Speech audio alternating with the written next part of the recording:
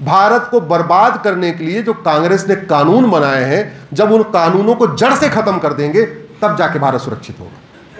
अभी आपने सुना होगा ना वो छाऊर जलालुद्दीन का केस, अखबारों वगैरह में सुना कि नहीं सुना? उसको फंडिंग कहां से आ रही थी? विदेश से। और किसके जरिए आ रही थी? एफसीआरए के जरिए। मनीष जी एफसीआरए को जानते होंगे, जो भी सीए होंगे उनको पता होगा। और एफसीआरए कब बना? 2010 में। कांग्रेस ने 2010 में एफसीआरए बनाया इसी काम के लिए था, अलगाववादियों को, आतंकवादियों को, जिहादियों को, उन्मादियों को, नक्सलियों को, माओवादियों को फंडिंग कराने के लिए। और जितनी विदेश से फंडिंग आती है उसका 90% जो फंडिंग है वो इसी काम में जा रही है। लव जिहाद की फंडिंग हो रही है, लैंड जिहाद की फंडिंग हो रही है, धर्मांतरण की फंडिंग हो रही है, घुसपैठियों की फंडिंग हो रही है, और बाकी तो छोड़ो, बच्चा पैदा करने की फंडिंग हो रही है। 2-2, 3-3 लाख रुपए मिल रहे हैं एक बच्चा पैदा करने पे, और इसीलिए 14 बच्चे, 16 बच्चे, 18-18 बच्चे पैदा कर रहे हैं। घुसपैठियों को झुग्गी बनाने के लिए 2-2, 3-3 लाख मिल रहा है। तुम रोहिंग्या हो, तुम बांग्लादेशी हो, पकड़ो 3 लाख रुपए पकड़ो, कहीं चले जाओ जहां सुनसान जगह हो, कोई जंगल हो, हाईवे हो, जाओ वहां झुग्गी बना के रहो। आपके झुंझुनू की डेमोग्राफी बदली कि नहीं बदली? और इसी रेशियो से बदलती रहेगी तो शायद 20-25 साल के बाद क्या होगा आप अभी कल्पना में सोच भी नहीं सकते। और हम कल्पना, ये मानव स्वभाव है, हम कड़वा सच सोचते ही नहीं, हम मीठा मीठा सोचते हैं। जैसे मुझे पता है मेरे पिताजी जाएंगे, नहीं रहेंगे इस दुनिया में, सबको पता है। हम लोग सोचते हैं क्या? नहीं। हमें पता हम भी मरेंगे, हम सोचते हैं क्या? नहीं। हमारी पत्नी भी जाएगी, हम सोचते हैं क्या? नहीं। ये मानव स्वभाव है कि जो भयभीत करने वाली चीजें होती हैं वो भले सत्य हो, हम उसको सोचते ही नहीं। मैं आपको कह रहा हूं, अगर लव जिहाद, लैंड जिहाद नहीं रुका, धर्मांतरण के लिए कानून नहीं बना, घुसपैठियों को नहीं निकाला गया, जनसंख्या विस्फोट नहीं रोका गया, तो शायद आप जो झुंझुनू के बारे में कल्पना नहीं कर रहे हैं वो होगा, 100% होगा। जो आप फतेहपुर के बारे में कल्पना नहीं कर रहे हैं वो होगा, और बाकी तो छोड़ो, जो भारत के बारे में नहीं सोच रहे वो भी होगा। अपने सांसद विधायक से मिलकर कहिए कि भारत में 5 लाख बेटियां हर साल गायब हो रही हैं। कितनी बेटियां गायब हो रही हैं? 5 लाख में से 4 लाख लव जिहाद का शिकार हो रही हैं। 4 लाख लव जिहाद का शिकार हो रही हैं, यानी पर डे 1000 बेटियां लव जिहाद का शिकार हो रही हैं। और हमें जो सबसे बड़ा खतरा किससे है? जोर से बोलिए जरा, किससे है? किससे खतरा है? हाँ हाँ हाँ हाँ। कन्हैया को जिसने मारा वो कौन था? जोर से बताइए ना। कन्वर्टेड हिंदू था। मुस्लिम तो अरब दुबई में रहते हैं, कुवैत में रहते हैं। यहां भारत में जो भी है वो कौन है? वो अफजल गुरु कौन था? कन्वर्टेड। जोर से बताइए, कन्वर्टेड हिंदू। बुरहान वानी कौन था? कन्वर्टेड हिंदू। कल जो रईस खान ने भगवती को मारा वो कौन है? आपके फतेहपुर में जितने रहते हैं ये कौन है? आपके जो झुंझुनू में रहते हैं ये कौन है? भारत में 2 ही कैटेगरी के लोग रहते हैं, या तो हिंदू या तो कन्वर्टेड हिंदू, तीसरी कैटेगरी नहीं है। 2 ही कैटेगरी है, या तो हिंदू, जोर से बोलिए, या तो कन्वर्टेड हिंदू। 15वीं शताब्दी में भारत में 100% हिंदू थे। 15वीं शताब्दी में पाकिस्तान, अफगानिस्तान, बांग्लादेश, मालदीव, इंडोनेशिया, मलेशिया में 100% हिंदू थे।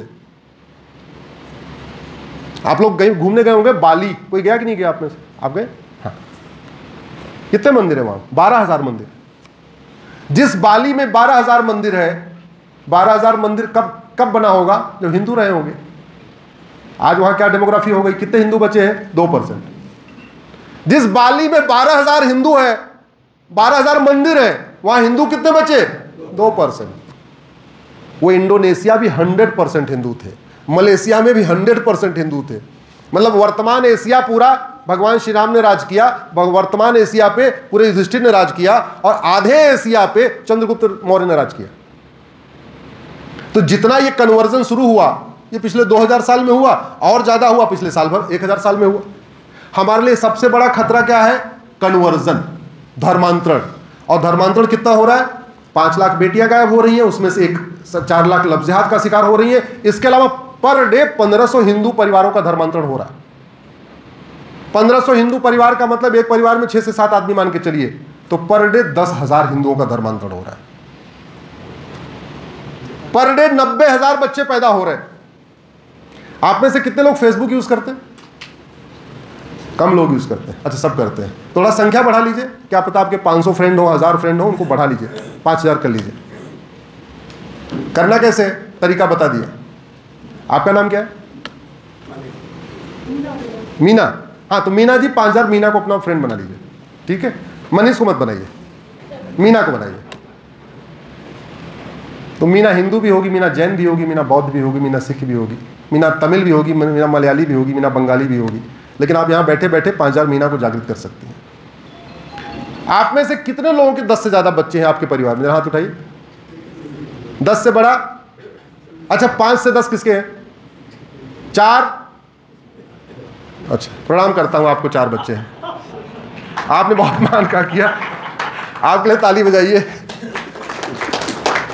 कुछ दिन के बाद आपका गांव में बोर्ड लगाना पड़ेगा।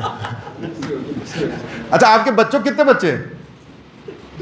2।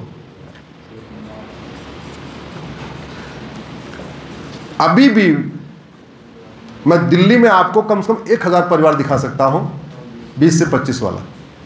अभी भी 2025 की बात बता रहा हूं। दिल्ली, एनसीआर, गाजियाबाद में, नोएडा में, फरीदाबाद में 15 से 20 तो कॉमन है। आपको हर गांव में 15 से 20 वाले मिल जाएंगे। ये जो 83 करोड़ मुफ्त राशन जा रहा है, उसमें बहुत बड़ी मात्रा में ऐसी राशन जा रहा है। 90,000 बच्चे रोज पैदा हो रहे हैं। अपने सांसद विधायक को बताइए, हमारे पास जमीन 2% है, पानी मात्र 4% है, जनसंख्या हमारी 20% हो चुकी है दुनिया की। पानी हमारे पास दुनिया का नहीं, जमीन दुनिया की 2%, पानी दुनिया का 4% और जनसंख्या दुनिया की 20%। और अभी स्पीड कम नहीं हुई है, कार्य प्रगति पे है।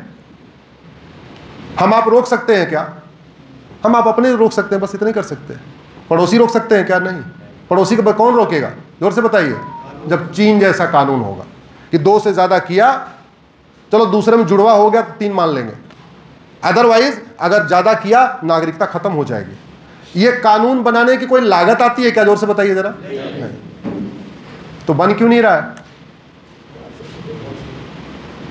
कि हमने बोलना, हम बोलते भी नहीं है, हम सोचते भी नहीं, हम देखते भी नहीं। इसलिए कहता हूं, गुलामी अपने जाके सांसद विधायक से कहिए कि नशे के कारण हमारी यंग जनरेशन बर्बाद हो रही है। मुझे नहीं पता आपके झुंझुनू में कितने नशेड़ी लोग हो चुके हैं, लेकिन सच्चाई है लाखों माता पिता नशेड़ी बच्चों से परेशान है, लाखों बहन बेटियां अपने नशेड़ी पतियों से परेशान है, लाखों बच्चे नशेड़ी बाप से परेशान है। और ये ड्रग का जो पैसा जा रहा है, इस ड्रग के पैसे से 50% जो ड्रग का पैसा है वो लब जिहाद की फंडिंग पे खर्च हो रहा है, धर्मांतरण की फंडिंग पे खर्च हो रहा है, घुसपैठियों की फंडिंग पे खर्च हो रहा है। तो हमारा धन भी जा रहा है, हमारा धर्म भी जा रहा है।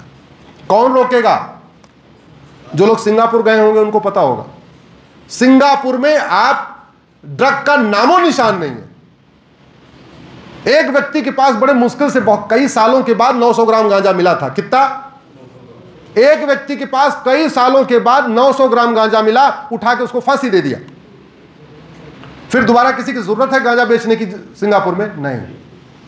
हमारी पूरी यंग जनरेशन इसमें बर्बाद हो रही है। पंजाब में धर्मांतरण इसी ड्रग के दम पे हो रहा है। कौन रोकेगा इसको? जोर से बताइए जरा।